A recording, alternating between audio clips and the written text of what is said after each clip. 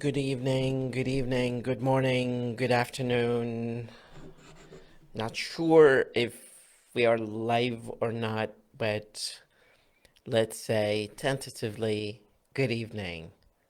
My name is Waleed, and I'll walk you through a few entertaining steps to help you improve your English and be active English speaker.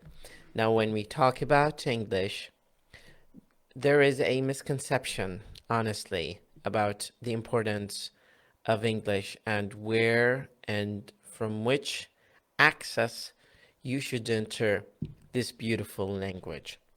When we talk about English, we talk about English that we use for talking about our life, about our routine, to do some transactions with people. And this is the basic English. The question that we should posit is, do we need complicated academic vocabulary and academic kind of language to impress people? The answer is no. We just need very basic English verbs, adjectives, nouns, and adverbs to help us talk English to people. As an example, if I access right now online and I write top 20 verbs in English, what you just need to learn is learn the 20 to 25 list of verbs in English that will help you become better English speaker.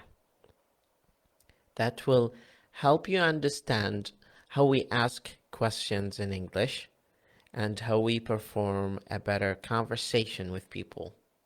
You do not need to master being the next Al Pacino or Robert De Niro when you speak English. Because in fact, we are not translators. We are just simple English speakers. By the way, if you have any questions, please let me know. Send me the question as a form of a message, and I will address this question. So, talking about verbs, the major problem with English verbs is actually 3 or 4 problems. Problem number 1 is the verb be, have, and do. And problem number 2 is irregular verbs. مشكلتنا باللغة الإنجليزية تتمحور في مشكلتين. مشكلة رقم 1 فعل have be do، دول عندنا مشاكل وياهم، خاصة فعل be، لأن هواية ما فاهمين شنو الفعل be.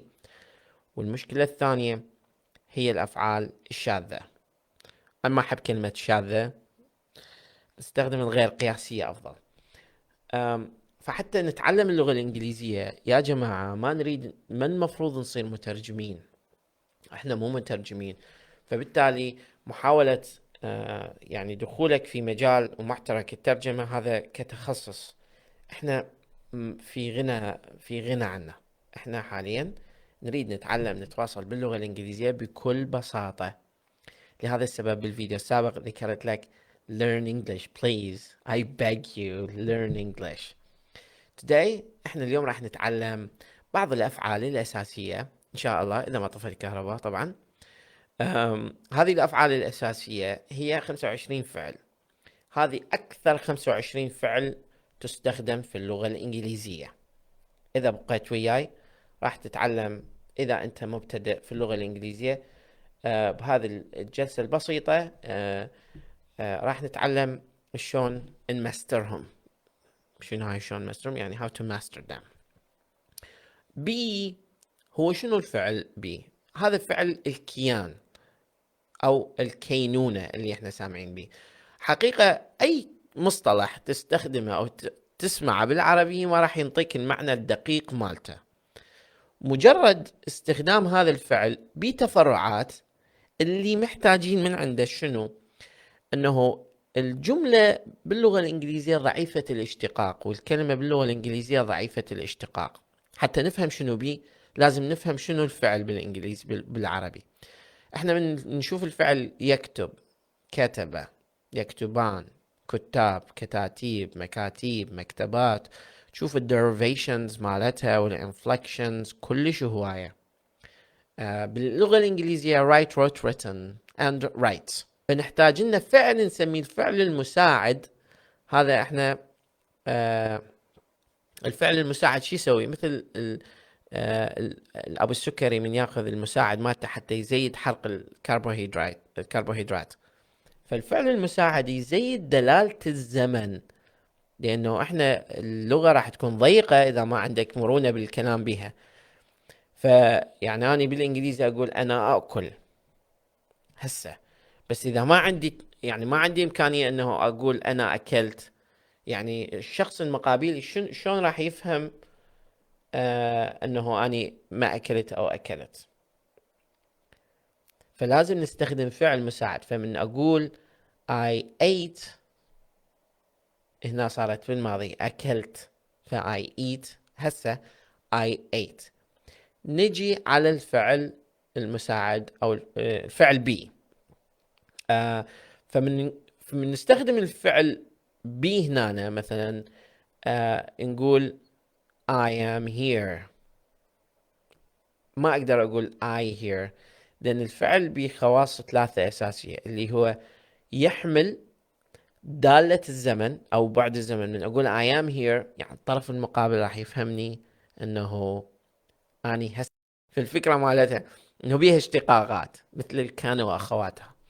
فمن أقول I am here، ليش هذا شكلها؟ طبعا هذا بيه تفسيرات تاريخية ما نخوض بيها. مجرد أنه الفعل be هنا يصير I am إذا ويا I، he is يصير is، يصير are إذا ويا we، مثلا we are، they are، على هذه الشاكلة. هذا الفعل الأول. الفعل الثاني have، والفعل الثالث do. هذولي ليش عندنا بيهم إشكالية؟ لأن ذول عندهم false friends، يعني أشخاص هم twins مشابهين إلهم، have و do خاصة، والبي طبعا. يعني أنا أقول لك do you do your homework، هنا do you do your homework، الدو الأولى مو نفس الدو الثانية، بس يتبادر للذهن مات بعض الأشخاص اللي بالبداية دا يتعلم ليش دا يكررها مرتين. دو الأولى هذه مجرد أداة نستخدمها للسؤال، لأن أنا بدي السؤال، أنا أقول لك do your homework، افعل واجبك أو أعمل واجبك. بس إذا أريد أسألك شلون راح أسألك؟ your homework أقول لك لا، لازم أستخدم فعل مساعد. فهنا هذا الفعل المساعد اللي يحمل لي هل. شلون هسه احنا عندنا المكافئ مالتها بالعربي هل، بس دو هي مو هل، هي وسيلة سؤال للسؤال على أكشن. إذا do فالسؤال على أكشن. have نفس الحالة، من أسأل شخص مثلا have you had، فالهاد هي مو نفسها have. have الأولى سؤال، أداة سؤال، have الثانية الفعل الرئيسي. ف do be have يجون كأفعال رئيسية، وأكو شبيهاتهم يجون أدوات سؤال. مثلا he is علي، فمن أقول is he علي، is he علي. he is doing his work، is he doing his work. فdoing هنا الفعل الرئيسي، is هو الفعل المساعد. طبعا مختصين راح يفهمها يعني راح يفهموها بطريقة أكثر إذا يعني تتعمق بي، إذا تتعمق بي. نجي على هذه الليستمات الأفعال. الليستمات الأفعال اللي عندنا اللي هم have do و be. do I do my homework، حتى أسأل أنا أفعل واجبي.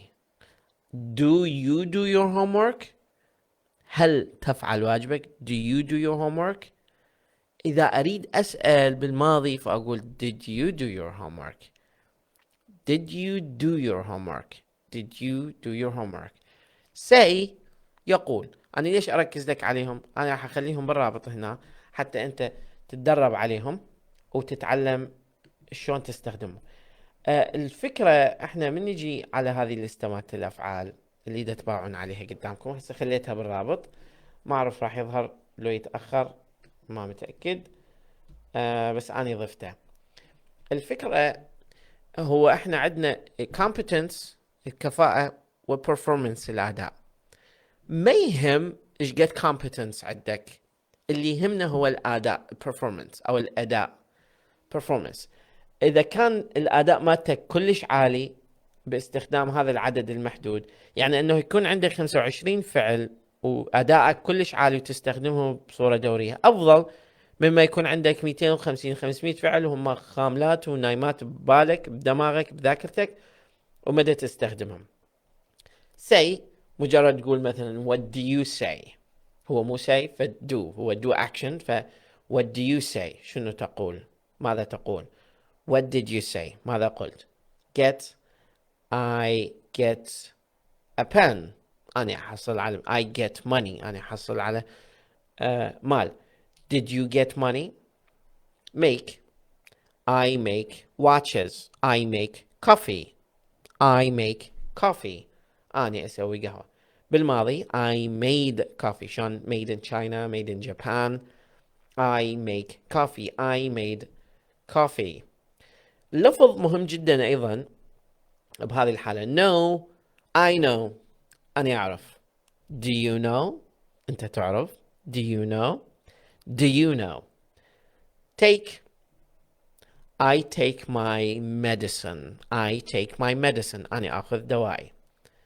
I see you and I see you in the afternoon. احنا شلون نسويهم؟ دفتر ملاحظات بسيط مثل هذا، كل واحد من هذولي الافعال اكد لك 25 فعل، اكتبهم دخلهم بجمل وحاول تربط هذه الجمل بمسائل من حياتك. يعني مثلا come my، فبدل ما تكتب just come اكتب my friend comes to see me. my friend comes to see me. think I think you are correct. شنو يعني دائما احنا نقول بالعربي انا اعتقد انت صحيح انا اعتقد انت مو صحيح مثلا. هذه بعض الامثله اللي نقدر نستخدمها هنا. I want coffee اريد قهوه. I give you money I give you money. اذا بالماضي ف I gave you money. فهذا المشكله الثانيه، قلت لك الافعال الغير قياسيه. use I use my pen I use my pen. I use my phone. أهم نقطة لازم تكون ثرثار جدا بالمحادثة. يعني لا تحاول تقصر نفسك ضمن أنه تقول الجملة وتتوقف، لا حاول تسوي ديمومة للجمل بحيث تسوي generation أو توليد لجمل حتى لو مو مهمة، حتى لو ما بيها معنى مترابط. أهم شيء تشجع مخارج النطق مالتك حتى يكون أدائك عالي. I find my keys أنا ألقي مفاتيح. I tell you a secret أنا أقول لك سر. I ask you a question. Can I ask you a question أقدر أسألك سؤال. I work at university أنا أشتغل بالجامعة. He seems happy هو يبدو سعيد. لاحظ he seems she seems ضيف لها هذه s. I feel optimistic أنا أشعر بالتفاؤل أو أنا متفائل. I try my work I try my glasses أنا دا أجرب نظاراتي. I leave home tomorrow إن شاء الله in the morning. I call my friends every night. فهذه الليستة مال 25 فعل، اتعلمهم إذا أنت مبتدئ جدا اللغة الإنجليزية. ضيفونا اكو شيء كلش حلو بالانجليزي اسمه كويك ستادي، ما اقدر اشاركه هنا حقيقة لانه الفيسبوك يمنعني انه اشارك ملفات. فهذا بي دي اف 4 صفحات بمختصر مال اهم الاساسيات اللي تحتاج. فهذا بس اكتب بالانترنت كويك ستادي، واحد من مواقع البحث تحميل البي دي اف، مثلا بي دي اف درايف هذا الموقع كويك ستادي بي دي اف. والبرنامج الملف اسمه كويك ستادي اي اس ال English. كتبت لكم إياه بالتعليقات، فشوفوا وإن شاء الله تستفيدون من عنده حتى تطور مهاراتك إذا أنت بالمستوى المبتدئ. مثل ما قلت لكم، أي سؤال حابين تشاركوه يا ريت تشاركوني إياه على بريد الصفحة، وبكم خير وتدللون إن شاء الله، ونحاول نجاوبه بأسرع وقت ممكن. مدرب اللغة وليد خالد، ربي يحفظكم.